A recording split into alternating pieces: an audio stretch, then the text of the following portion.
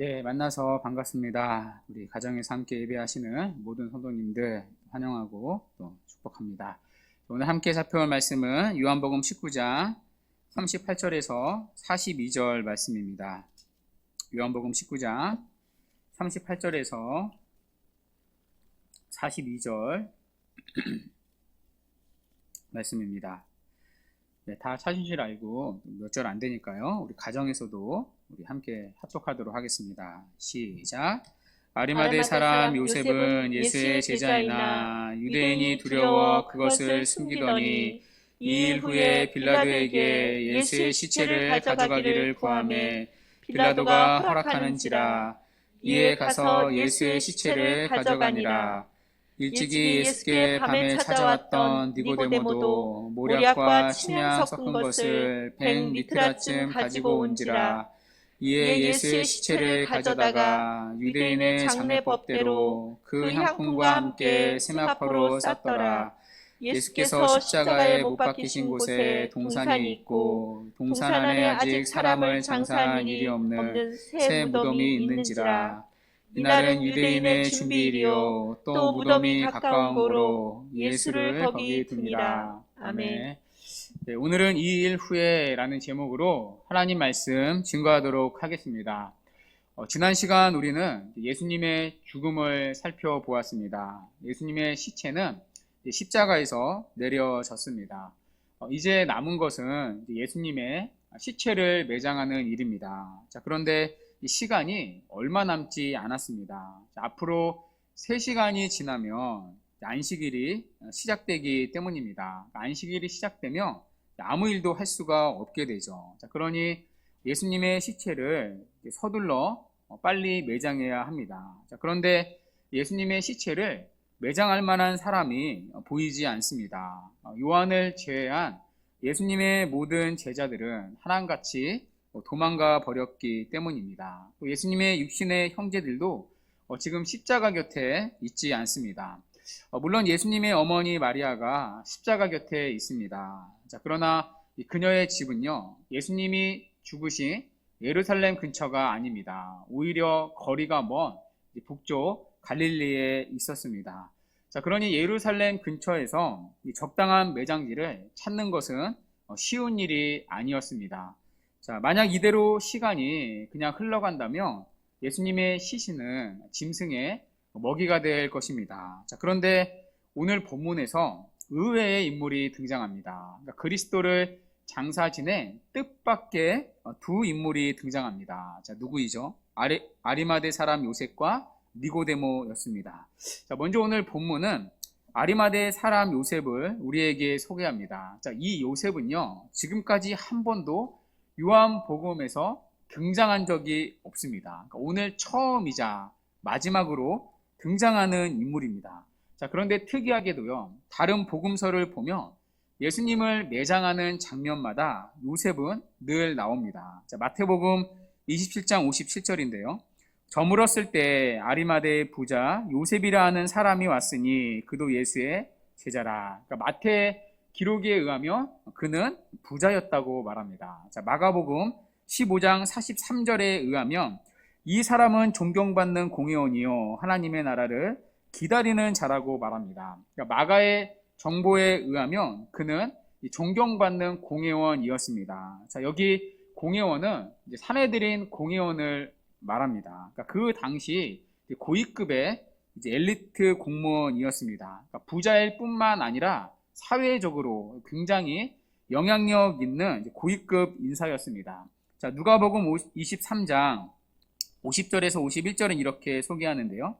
공회의원으로 선하고 의로운 요셉이라 하는 사람이 있으니 그들의 결의와 행사에 찬성하지 아니하는 자니라. 그러니까 누가는 요셉에 대해 그들의 결의와 행사에 찬성하지 않은 자라고 말합니다. 그러니까 여기 그들은요, 사내들인 공회를 말합니다. 그러니까 사내들인 공회에서 예수를 죽이기로 결의를 했습니다. 자, 그때 이 반대표를 던진 사람이 바로 요셉이라는 인물이었습니다. 자, 정리하면 그는 부자였고요, 또 존경받는 사내들은 공회원이었습니다. 자, 뿐만 아니라 그는 예수님의 제자였다고 말합니다. 그러니까 예수님을 처형하는 결정을 할 때 반대표를 던진 사람입니다. 자, 그런데 오늘 요한은요, 이 요셉에 대해 썩 좋게 보지 않습니다. 자, 본문 38절인데요.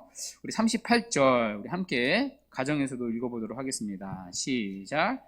아리마대 사람 요셉은 예수의 제자이나 유대인이 두려워 그것을 숨기더니 2일 후에 빌라도에게 예수의 시체를 가져가기를 구하매 빌라도가 허락하는지라. 이에 가서 예수의 시체를 가져가니라. 아멘. 자, 요셉에 대해 지금 요한이 뭐라고 말하죠? 한마디로 그는 숨은 제자였다는 것입니다. 앞뒤 딱 자르고요. 그러니까 부정적인 뉘앙스가 쉽게 깔려 있는 거죠. 그러니까 이순신 장군과 같은 믿음이었다는 것입니다. 그러니까 내가 제자란 걸 아무에게도 알리지 마라. 왜 숨겼죠? 유대인들이 두려웠기 때문이라고 말합니다. 그러니까 요셉은 고위 공무원이었습니다. 그것도 사내들인 공회원이었죠. 자, 그런데 예수님을 믿는다 말하면 파문당하지 않습니까? 그러니까 자신이 누리던 모든 기득권을 한순간에 잃게 됩니다. 자, 그것이 두려워 자신의 신앙을 숨겼다는 것입니다. 자, 그랬던 그가 오늘 어떻게 하죠?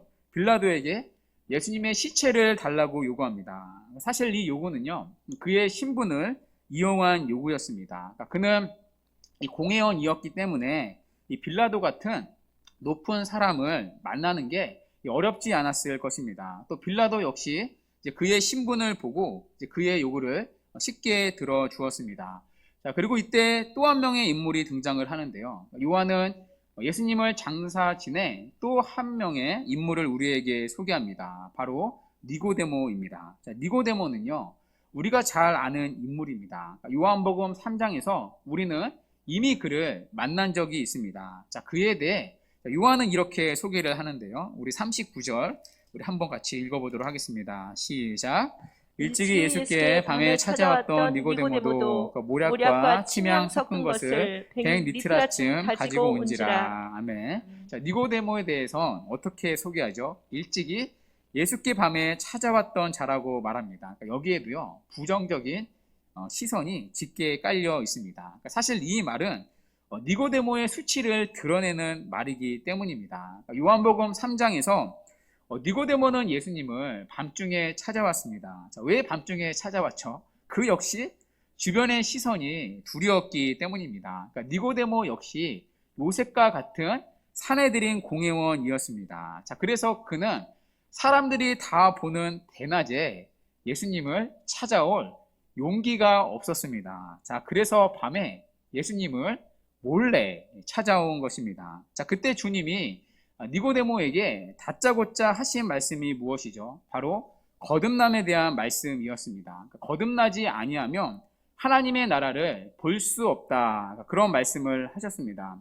자, 그러나 그때 그는 그 말씀을 전혀 이해하지 못한 채 집으로 돌아갔습니다. 자, 그리고 이후에 요한복음 7장에서 다시 등장합니다. 자, 언제이죠?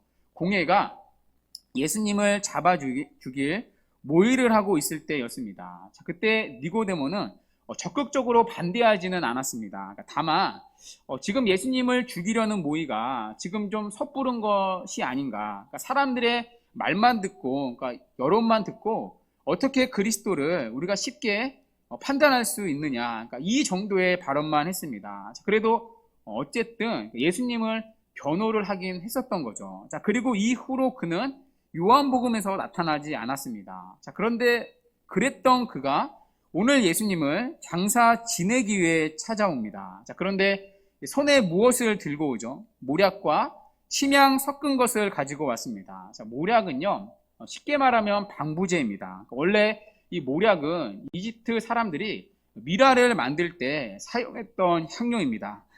그러니까 시체가 썩지 않도록 방부제로 사용했던 가루가 모략이었습니다. 자, 그리고 이 침향은요, 이 방향제의 용도입니다. 그러니까 침향을 알로에라고도 이렇게 말을 하던데요. 그러니까 이 침향은 일반적으로 장례 용품으로는 사용되지는 않았습니다. 보통 침구나 옷에 향을 내기 위해, 그러니까 좋은 향을 내기 위해 사용했던 방향제 가루였습니다. 자, 그런데 그런 귀한 고급 방향제를 지금 예수님의 장례에 사용하는 것입니다. 그러니까 예수님의 시체가 부패하면 악취가 나지 않습니까? 자, 그 악취를 중화하기 위해 그리고 좋은 양을 내기 위해 방향제인 침향을 가져온 것입니다. 자, 그러니까 모략과 침향을 섞었다는 것은요, 방부제와 방향제를 섞었다는 말입니다. 자, 그런데 이 니고데모가 가져온 이 향료의 양이 놀랐습니다. 그러니까 모략과 침향을 섞은 양이 얼마이죠? 100리트라쯤 된다고 말합니다. 자, 혹시 여러분 가지고 계신 성경책에 그 리트라 위에 혹시 관주가 달려 있습니까? 제가 가진 성경에는요, 관주가 달려 있는데요. 1리트라가 약 327g이라고 쓰여져 있습니다. 자, 그러면 100리트라면 약 33kg 정도의 양입니다. 여러분, 이 정도 양은요, 일반 사람이 죽을 때 사용하던 양이 아니었다고 합니다. 그러니까 이 당시 왕이 죽을 때나, 그러니까 왕의 장례식 때나 사용하던 양입니다. 자, 무슨 얘기죠? 이들은 지금 예수님을 왕으로서 장사 지내고 있다는 것입니다. 자, 본문 40절을 보십시오. 자, 장사 지내는 절차가 나오는데요. 자, 그들은 유대인의 장례법을 따라 장례를 치릅니다. 먼저 예수님의 시체를 가져다가 이 세마포로 쌌습니다. 세마포는요, 폭이 약 30m에서 40m 정도 되는 이 긴 천을 말합니다. 자, 우리 애기들 보면 일회용 기저귀를 사용하지 않습니까? 제가 어렸을 때만 해도요, 일회용 기저귀가 아니라 기저귀 천을 사용했다고 합니다. 빨아서 사용을 했었었죠. 물론 이제 제가 빤 건 아니고 이제 어머니가 열심히 빨아 주셨습니다. 자, 그 기저귀 천을 연상하시면 됩니다. 자, 그 세마포로 시신을 싼 후에 향품을 바릅니다. 그러니까 모략과 침향 섞은 것을 이제 바르는 거죠. 그리고 그 위에 다시 세마포를 또 두른 후에 또 향품을 바릅니다. 그러니까 이런 식으로 시신을 감싼 거죠. 자, 그리고 이 예수님의 시신을 이제 매장합니다. 자, 어디에 매장하죠? 자, 본문 41절인데요. 우리 41절 우리 가정에서도 함께 읽도록 하겠습니다. 시작. 예수께서 십자가에 못 박히신 곳에 동산이 있고 동산 안에 아직 사람을 장사한 일이 없는 새 무덤이 있는지라. 아멘. 아멘. 자, 예수님이 십자가에 못 박히신 근처에 동산이 있었다고 말합니다. 자, 그 동산 안에 아직 사람을 장사한 적 없는 새 무덤이 있었습니다. 자, 이 새 무덤은요, 아렛마대 사람 요셉의 무덤이었습니다. 자, 요셉은 이제 부자이지 않았습니까? 그러니까 그는 자신이 죽으면 묻힐 무덤을 미리 사 놓았습니다. 그러니까 이 부자의 무덤에 예수님의 시신을 안치합니다. 자, 그런데 이것은요, 구약 성경의 성취입니다. 자, 이사야서 53장 9절 말씀인데요. 자, 그는 강포를 행하지 아니하였고 그의 입에 거짓이 없었으나 그의 무덤이 악인들과 함께 있었으며 그가 죽은 후에 자, 누구와 함께 있었도다? 부자와 함께 있었도다. 그러니까 이 이사야서 53장 9절의 성취로 예수님은 부자의 무덤에 안장된 것입니다. 자, 그런데 여기에는요, 또 한 가지 복선이 깔려 있습니다. 자, 요한은 특별히 그냥 새 무덤이라 말하지 않습니다. 자, 어떤 무덤이라고 말하죠? 아직 사람을 장사한 일이 없는 새 무덤이라 말합니다. 그러니까 무덤에는 오직 한 사람, 예수님밖에 없다는 것입니다. 자, 그리고 사흘 뒤에 이 무덤이 비어있게 됩니다. 자, 그러면 누구의 시신이 사라진 거죠? 누가 부활한 거죠? 오직 한 사람, 예수님 한 사람만이 부활한 것입니다. 이 부활의 확실성을 예고하기 위해 오늘 요한은 여기서 미리 복선을 이렇게 깔아놓은 것입니다. 자, 이렇게 우리는 예수님을 장사 지내는 장면을 함께 살펴봤습니다. 자, 오늘 우리는 이 본문에서 두 가지 질문을 마주하게 됩니다. 첫째는 왜 굳이 요한은 예수님이 장사 지내는 장면을 기록하고 있냐는 것입니다. 자, 물론 이것은요, 요한뿐만이 아닙니다. 그러니까 다른 복음서 모두 예수님을 장사 지내는 장면을 기록하고 있습니다. 그러니까 사실 예수님은 이미 죽으셨습니다. 자, 그러면 바로 이 부활로 넘어가면 되는 것 아닙니까? 아시다시피 예수님의 죽음과 부활은 기독교 교리의 핵심입니다. 자, 그런데 굳이 복음서는 그 사이에 장사 지내는 장면을 기록하고 있습니다. 자, 그런데 사실 이 사복음서뿐만이 아닙니다. 자, 고린도전서 15장 3절과 4절을 보십시오. 자, 이 구절들은요, 기독교 복음을 가장 간결하게 진술한 구절입니다. 자, 우리 함께 읽어보도록 하겠습니다. 시작.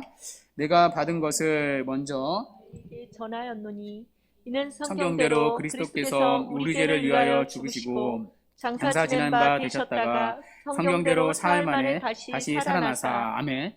자, 바울은 예수님이 죽으셨다고 말합니다. 또 그리고 성경대로 사흘 만에 다시 살아나사, 그러니까 부활하셨다 말합니다. 자, 그런데 그 죽음과 부활 사이에 뭐가 있죠? 장사 지낸 바 되셨다가. 그러니까 지금 바울은 기독교 복음의 핵심을 이렇게 설명하는 것입니다. 첫째, 예수님의 죽음. 둘째, 예수님의 장사. 셋째, 예수님의 부활. 여러분, 이것은요, 우리가 고백하는 사도신경에도 여실히 드러납니다. 사도신경은 기독교 신앙의 가장 중요한 교리의 유학입니다. 자, 그런데 예수님을 고백할 때 어떻게 우리가 매주 고백하죠? 십자가에 못 박혀 죽으시고 장사한 지 사흘 만에 다시 살아나시고, 그러니까 죽음과 부활 사이에 어떤 신앙의 고백이 있죠? 장사한 지가 들어가 있습니다. 그러니까 기독교 복음의 핵심은 죽음과 부활이 전부가 아니라는 것입니다. 그러니까 죽음과 부활 못지않은 중요한 교리가 있다는 것입니다. 그것이 바로 장사 지냄의 교리입니다. 자, 그렇다면 예수님의 장사 지냄이 이토록 중요한 이유가 무엇입니까? 자, 먼저 여기에는 예수님의 죽음의 역사성을 강조하기 위한 목적이 있습니다.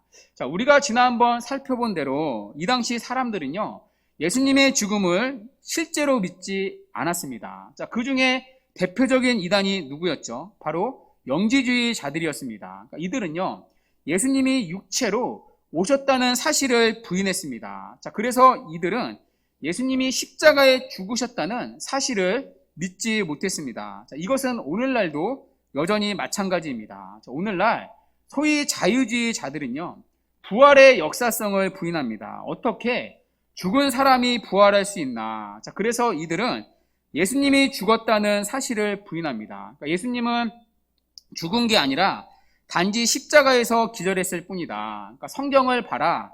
성경에도 분명히 예수님을 십자가에서 빨리 내리지 않았느냐. 그러니까 예수님은 죽은 게 아니라 단지 기절했을 뿐이다. 그러니까 기절했다가 깨어났을 뿐이다. 자, 그런데 제자들이 그 기절한 예수님을 몰래 빼돌려서 죽었다가 이제 부활했다고 조작한 것이다. 자, 그렇게 예수님의 죽음을 부인하는 자들이 지금까지 늘 있어 왔습니다. 자, 그러나 성경의 한결같은 주장이 무엇입니까? 예수님은 죽으실 뿐만 아니라 분명히 장사되었다는 것입니다. 그러니까 죽으실 뿐만 아니라 무덤에 들어가셨다는 것입니다. 그러니까 예수님의 죽으심은 의심할 여지 없는 너무나도 분명한 확실한 죽음이라는 것입니다. 자, 그리고 여기에는 우리를 위한 복된 위로와 소망의 목적이 있습니다. 자, 오늘 예수님이 무덤에 묻히신 것 또한 우리의 구속을 위한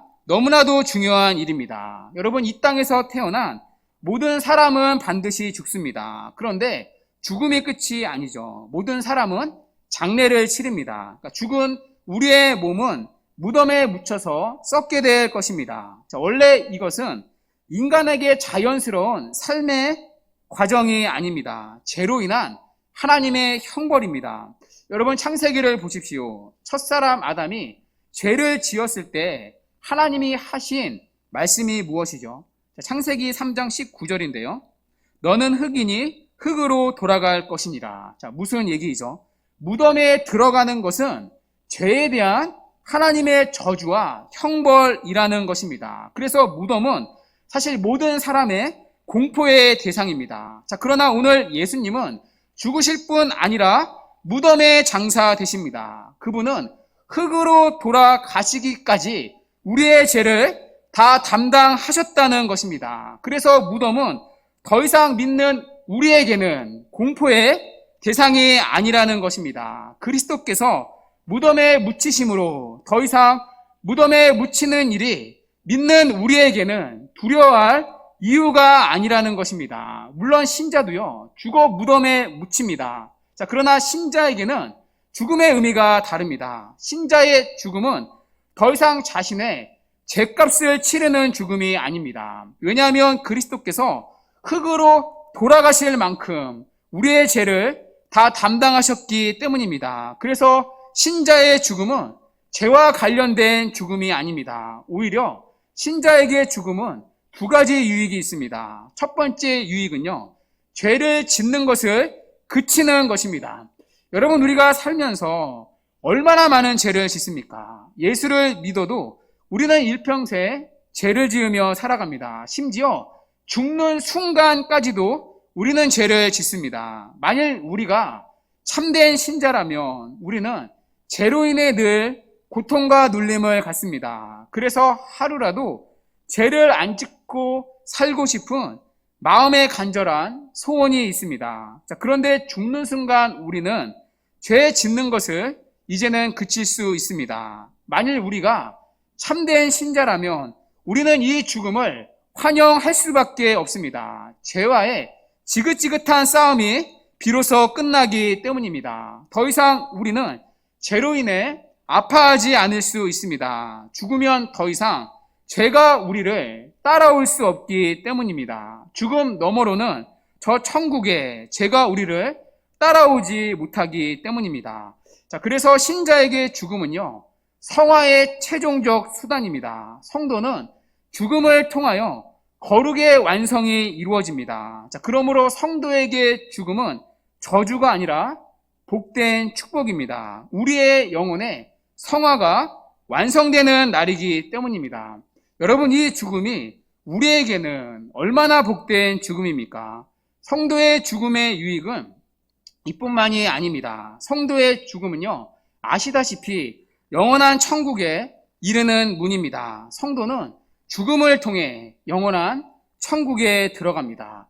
여러분, 이런 복된 죽음이 어떻게 우리에게 가능하게 되었습니까? 그리스도께서 십자가에 우리 대신 죽으실 뿐 아니라 우리를 대신해 무덤에 묻히셨기 때문입니다. 흙으로 돌아가시기까지 우리가 받아야 할 죄의 형벌을 다 담당하셨기 때문입니다. 자, 그래서 사도 바울은 고린도전서 15장 55절에서 이렇게 선포합니다. 사망아, 너의 이기는 것이 어디 있느냐? 사망아, 너의 쏘는 것이 어디 있느냐? 여러분, 사망은요, 오늘도 모든 인간을 쏘아댑니다. 모든 인간을 기다리며 모든 인간에게 죽음의 독을 쏘고 있습니다. 자, 그러나 성도는 그 사망의 독이 미치지 못하는 유일한 존재라는 것입니다. 그리스도께서 이 사망의 독을 다 제거하셨기 때문입니다. 십자가에서 우리가 당해야 할 죄의 형벌로서의 그 독의 죽음을 그분이 다 당하시고 무덤에 장사되셨기 때문입니다. 그분의 죽음은 죽음을 종식시키는 죽음입니다. 그래서 그리스도와 연합된 성도는 더 이상 죽음을 두려워할 필요가 없습니다. 그리스도께서 죽으시고 매장 당하심으로 말미암아 신자가 겪는 모든 죽음의 두려움이 최종적으로 죽어졌기 때문입니다. 더 이상 우리는 우리가 묻혀질 무덤이 공포의 대상이 될 수가 없습니다. 자, 그래서 바울은요, 고린도전서 15장 55절에서 깊기야 사망을 조롱한 것입니다. 사망아, 너의 이기는 것이 어디 있느냐? 사망아, 너의 쏘는 것이 어디 있느냐? 사망이 믿는 우리에게는 더 이상 힘이 없기 때문입니다. 오히려 우리는 그날을 기쁨으로 맞이할 수 있습니다. 왜냐하면 우리는 그리스도의 죽으심으로 말미암아 죽음 이후에 더 영광스러운 존재가 되었기 때문입니다. 그리스도의 죽음으로 말미암아 우리는 죽음 이후에 오히려 지금 누리고 있는 이 생명보다 더 영광스럽고 아름다운 생명을 누리게 될 것이기 때문입니다. 자, 그래서 오래전에 시카고의 유명한 드와이트 무디 목사님은요, 죽음을 앞두고 이렇게 말했습니다. 뭐잖아, 시카고의 여러 신문에 드와이트 무디의 부고가 실리거든 절대로 믿지 말라. 그 순간 나는 지금보다 더 생생하게 살아있을 것이다. 여러분, 이것이 바로 그리스도께서 장사 되심으로 우리에게 일어난 복음의 유익입니다. 그리스도께서 우리를 대표해서 무덤에 묻히심으로 우리의 죽음과 우리의 장래의 의미를 다 바꾸어 놓으셨기 때문입니다. 그래서 신자에게 무덤은요, 더 이상 썩은 시체의 냄새나는 곳이 아니라 그리스도로부터의 생명의 향기가 뿜어져 나오는 것입니다. 마치 오늘 이들이 준비한 방향제와 같이 여러분, 우리의 무덤에서는요, 영원한 생명의 향기가 흘러나올 것입니다. 이것이 바로 그리스도의 장사 되심이 우리에게 주는 복된 복음의 유익입니다. 바라기는 이 복된 유익이 우리 모두에게 있기를 간절히 바랍니다. 자, 두 번째, 오늘 본문에서 우리가 마주하는 또 다른 질문이 있습니다. 자, 오늘 예수님을 장사 지낸 이들은 요셉과 니고데모였습니다. 자, 이들에게 도대체 무슨 일이 있었냐는 것입니다. 자, 오늘 이들에게는요, 한 가지 공통점이 있습니다. 자, 무엇이었죠? 자, 이들은 하나같이 숨은 그리스도인이라는 것입니다. 자, 먼저 요셉에 대한 본문 38절에 소개를 한번 다시 보십시오. 자, 여기 보면 숨기더니라고 말합니다. 자, 원문으로 보면요, 그동안 숨겨왔더니입니다. 자, 그러니까 일시적인 숨김이 아니라 지속적인 숨김이었다는 것입니다. 그러니까 요한은 지금 그를 이렇게 소개하는 것입니다. 자, 그동안 아리마대 사람 요셉은 예수 그리스도를 따르는 사람이었습니다. 그러니까 예수 그리스도에 대해 호감을 가진 사람이었습니다. 자, 그러나 공적으로 그는 그동안 한 번도 자신의 신앙을 고백하지 못한 자입니다. 자, 그렇다면 여러분, 이 요셉은 거듭난 자였습니까? 사실 우리는요, 그 답을 정확히 내릴 수는 없습니다. 그러니까 참된 신자였는지 아닌지 확실히 알 수는 없습니다. 다만 추론할 근거가 있기는 있습니다. 자, 요한복음 12장 42절에서 43절 말씀인데요. 자, 우리 함께 읽도록 하겠습니다. 시작. 나 관리 중에도 그를 믿는 자가 많되 바리새인들 바리새인들 때문에 드러나게 말하지 못하니 이는 출교를 당할까 두려워함이라. 그들은 사람의 영광을 하나님의 영광보다 더 사랑하였더라. 아멘. 자, 여기 보면요, 요셉과 같은 유형의 사람들이 나옵니다. 자, 이들은 예수를 믿었다고 말합니다. 자, 그러나 요한은요, 그들의 믿음에서 꺼림직한 부분을 지적합니다. 자, 두 가지를 지적을 하는데요. 하나는 두려움이었습니다. 자, 그들이 가진 두려움, 어떤 두려움이었죠? 그리스도를 믿음으로 말미암아 얻게 될 불이익에 대한 두려움이었습니다. 그러니까 자신들이 가지고 있는 세상의 것들을 잃을 것에 대한 두려움이었습니다. 자, 그 두려움으로 인해 그들은 공적으로 신앙을 고백하는 자리까지 가지 못했던 것입니다. 자, 또 하나 그들은요, 하나님의 영광보다 사람의 영광을 더 사랑한 자라 말합니다. 자, 그렇다면 여러분, 이 사람들은 어떻습니까? 이 사람들은 거듭난 사람입니까? 아니면 거짓 신자입니까? 지금 요한의 논지는요, 거듭난 사람이 아니라고 말하는 것처럼 보입니다. 자, 그래서 저는 이 부분을 설교할 때 이들의 믿음이 거짓 믿음일 가능성이 크다고 말한 적이 있습니다. 자, 물론 우리가 누군가의 믿음에 대해 함부로 재단하거나 확신할 수는 없습니다. 그러니까 이들의 믿음은요, 또 참된 믿음이긴 하나 연약한 믿음일 수도 있습니다. 그러니까 확신이 없는 믿음일 수도 있는 거죠. 자, 그런데 이 관리들의 믿음에 오늘 요셉의 믿음이 포함됩니다. 자, 요셉 역시 관리 중 하나였죠. 자, 그리고 그 역시 그리스도를 말미암아 얻게 될 불이익에 대한 두려움이 있었습니다. 뿐만 아니라 그 역시 하나님의 영광보다 사람의 영광을 더 사랑한 자였습니다. 자, 그래서 그는 지금까지 자신의 믿음을 숨겨왔던 것입니다. 그러니까 요한의 관점으로 보면 오늘 아리마대 사람 요셉 역시 거짓 믿음일 가능성이 있다는 것입니다. 자, 물론 연약한 믿음일 수도 있고요. 자, 또 한 명의 인물 니고데모를 보십시오. 자, 그에 대한 요한의 소개를 다시 한번 우리 39절에 보십시오. 자, 그는 일찍의 밤중에 찾아왔다고 말합니다. 자, 왜 밤중에 찾아왔었죠? 그 역시 사람들의 시선이 두려웠기 때문입니다. 그러니까 하나님의 영광보다 사람의 영광을 그 역시 사랑했기 때문입니다. 자, 그래서 그 역시 공적으로 자신의 신앙을 고백한 적이 없습니다. 자, 그러나 여러분, 오늘 본문을 보십시오. 그들은 오늘 죽은 예수님의 시신을 장사하고 있습니다. 그러니까 살아있는 자가 아니라 죽은 자를 지금 믿고 있습니다. 여러분, 이것은요, 결코 쉬운 일이 아닙니다.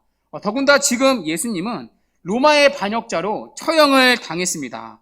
자, 그런 로마의 반역자를 위해 이들은 공개적으로 장사를 지내고 있습니다. 자, 그렇다면요, 이들은 이 일로 인해 수많은 비난을 받을 수 있습니다. 또 사내들인 공회에서 왕따를 당할 수 있습니다. 심지어 그들은 지금까지 지켜왔던 모든 것을 잃을 수 있었을 것입니다. 자, 이러한 면에서 오늘 이들의 행동은요, 갑절이나 용기가 필요한 일이었습니다. 자, 그럼에도 불구하고 그들은 자신들의 믿음을 당당하게 드러내고 있습니다. 자, 그들은 예전과 같이 더 이상 미온적이지 않습니다. 니고데모는 더 이상 밤에 예수님을 몰래 찾아오는 사람이 아닙니다. 그는 지금 대낮에 예수님의 시신을 장사하러 왔습니다. 자, 그래서 어느 학자는요, 이 모습을 보고 이렇게 해석을 하더라고요. 니고데모는 이 행위를 통해 어둠에서 빛으로 걸어나오고 있음을 보여주는 것이다. 여러분, 니고데모뿐만이 아닙니다. 요셉 역시 더 이상 유대인을 두려워해서 자신의 신분을 숨기는 사람이 아니었습니다. 자, 그들은 더 이상 하나님의 영광보다 사람의 영광을 더 두려워하지 않습니다. 오히려 그들은요, 사람의 영광보다 하나님의 영광을 더 바라고 사랑하고 있습니다. 지금 그들은 분명히 변했다는 것입니다. 그러니까 그들의 내면 안에 분명한 변화가 생겼다는 것입니다. 자, 그렇다면 대체 이들 안에 어떤 일이 일어난 것입니까? 자, 우리는 그 단서를요, 우리가 읽은 본문 안에서 여러분 발견할 수 있습니다. 여러분, 본문 38절을 다시 한번 읽어보도록 할 텐데요. 자, 그들의 변화의 시점을 이렇게 설명합니다. 38절 시작. 아리마대 사람 요셉은 예수의 제자이나 유대인이 두려워 그것을 숨기더니 2일 후에 빌라도에게 예수의 시체를 가져가기를 구하매. 여러분, 이 구절 안에요, 단서가 있습니다. 무엇이죠? 2일 후에라는 표현입니다. 여러분, 2일 후는 언제이죠? 예수님이 십자가에서 죽으신 이후입니다. 십자가에서 물과 피를 쏟으신 이후입니다. 십자가에 죽으신 후에 이들은 어떤 일이 일어났다는 것입니다. 자, 이것을 주님은요, 우리에게 미리 말씀해 주셨습니다. 자, 요한복음 12장 32절인데요. 우리 함께 읽어보도록 하겠습니다. 시작. 내가 땅에서 들리면 모든 사람을 내게로 이끌겠노라. 아멘. 자, 앞서 주님은요, 자신이 십자가에 달려 죽으실 것을 말씀하셨습니다. 자, 그런데 그 일 후에 또 어떤 일이 일어날 거라고 말씀을 하셨었죠. 모든 사람을 내게로 이끌겠노라. 그러니까 예수님이 십자가에 죽으시면 이 일 후에 하나님이 택한 모든 사람들을 구원하시는 일을 시작한다는 것입니다. 그분의 죽으심으로 말미암아 사람들에게 새로운 생명을 주시겠다는 것입니다. 이 새로운 생명은 다름 아닌 거듭남의 은혜입니다. 중생의 은혜입니다. 이 일이 오늘 이들에게 일어난 것입니다. 여러분, 요한복음 3장에서 니고데모를 기억해 보십시오. 자, 니고데모는요, 주님을 찾아갔었습니다. 그때 주님은 니고데모에게 거듭남을 말씀하신 적이 있으십니다. 여러분, 거듭남이 무엇이죠? 거듭남은 죽었던 사람이 다시 태어나는 것입니다. 그러니까 하나님의 생명으로 다시 태어나는 것입니다. 모든 사람은 죄와 허물로 죽은 상태입니다.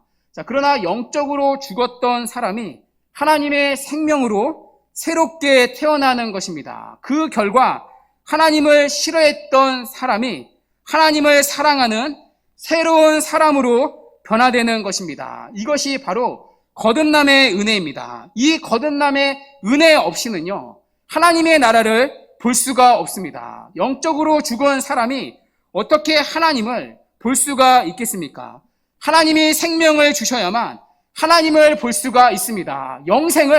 영원한 생명을 눈에 선명히 볼 수가 있습니다. 자, 그러나 니고데모는 이 말을 이해하지 못했습니다.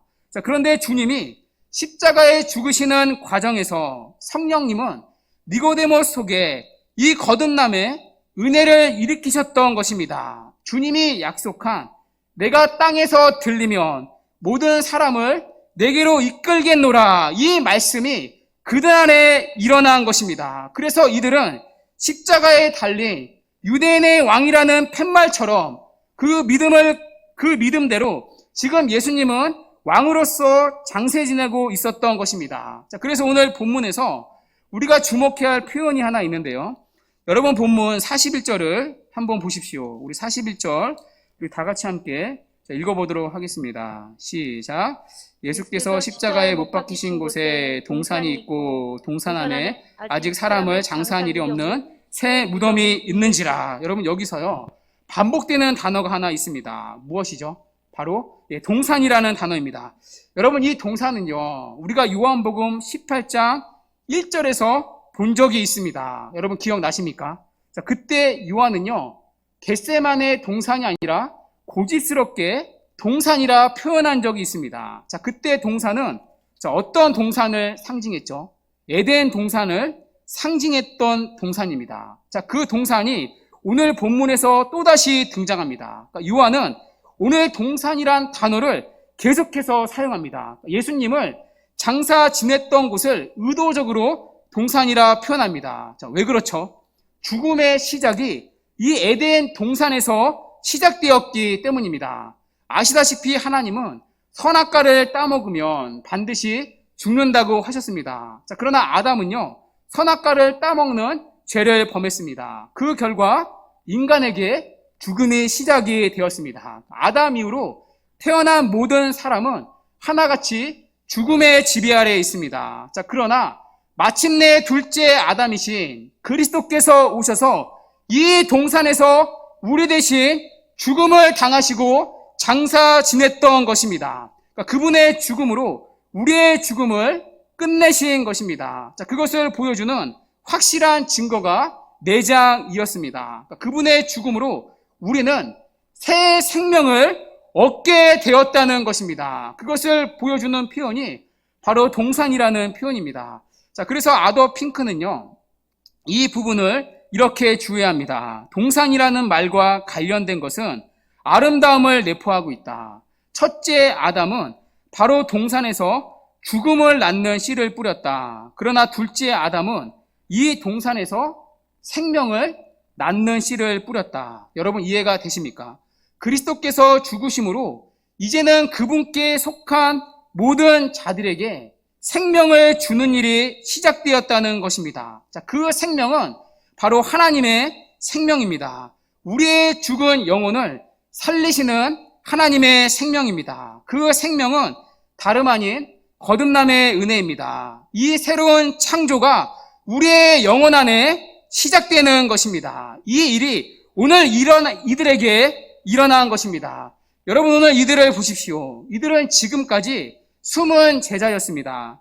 유한의 관점에서 이들은 거듭난 사람처럼 보이지 않습니다. 이들은 예수님을 옳다고 생각은 했습니다. 그러나 예수님께 자신을 드릴 수 있는 사람은 아니었습니다.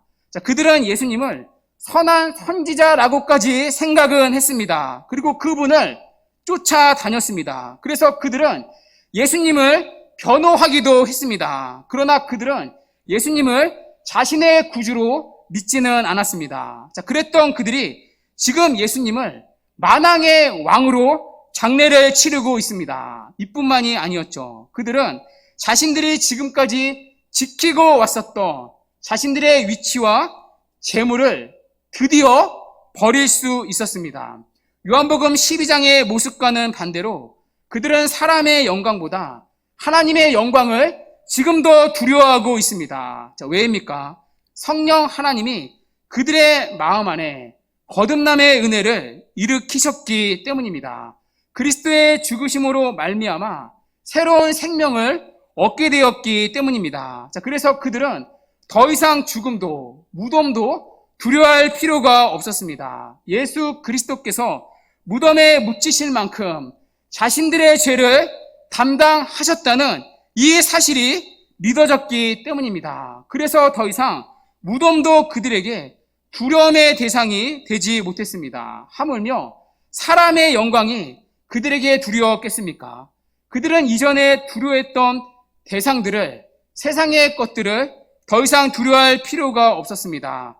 그들이 두려워하는 대상은 그들이 영적인 눈을 떠 보게 된 살아계신 하나님 한 분뿐이었습니다. 여러분, 요한이 지금 말하는 포인트가 무엇입니까? 거듭난 자들은 이처럼 반드시 믿음이 드러나게 되어 있다는 것입니다. 마치 주머니에 송곳이 언젠가 뚫고 나오는 것처럼 거듭난 자들은요, 반드시 세상을 뚫고 나온다는 것입니다. 더 이상 주머니 안에 십자가 밑에 숨어 있을 수 없다는 것입니다. 그 표현이 바로 2일 후에라는 표현입니다. 자, 그렇다면 요한은 지금 우리에게 이렇게 묻는 것입니다. 우리는 어떻습니까? 우리는 지금까지 니고데모와 요셉과 같이 그들이 들었던 주님의 말씀을 함께 다 들었습니다. 그리고 그들이 봤던 십자가의 죽음을 우리도 다 보았습니다. 그렇다면 여러분에게는 2일 후에 변화가 일어나셨습니까? 여러분에게는 그 일이 일어나고 계십니까? 여러분은 과연 하나님 외에 아무것도 두려워하지 않는 믿음을 경험해 보셨습니까? 여러분은 그리스도를 위해서 자신의 위치와 영예를, 내가 사랑했던 세상의 것들을 내려놓았던 믿음의 흔적을 걷고 계십니까? 바로 그런 일을 가능하게 하는 어떤 일이 여러분의 영혼 안에 일어나셨습니까? 만일 여러분이 참으로 그리스도를 사랑하지 않는다면 여러분, 이 일이 일어나기를 하나님 앞에 나아가 간절히 구하십시오. 만일 여러분의 거듭남이 헷갈리신다면 더 분명한 확신을 달라고 구하십시오. 새로운 생명을 달라고 구하십시오. 하나님의 영광을 사랑하는 것이 사람의 영광을 사랑하는 것보다 더 커지게 해달라고 구하십시오. 예수 그리스도를 내 인생의 진정한 왕으로 모시게 해달라고 그분 앞에 간절히 구하십시오. 하나님께서 오늘 요셉과 니고데모에게 행하셨던 그 어떤 일을 바로 여러분 모두의 삶 속에 행하시기를 간절히 구하십시오. 이 일이 일어나는 순간 여러분에게는 참된 생명이 임하게 될 것입니다. 죽음도 무덤도 두려워하지 않는 참된 생명 말입니다. 그러나 이 일이 없이는 여러분에게는 아무 일도 일어나지 않을 것입니다. 주 안에 사랑하는 여러분, 바라기는 이 참된 거듭남의 은혜가 일 후에 이 복된 은혜가 우리 모두에게 있기를 주님의 이름으로 간절히 축원합니다. 아멘.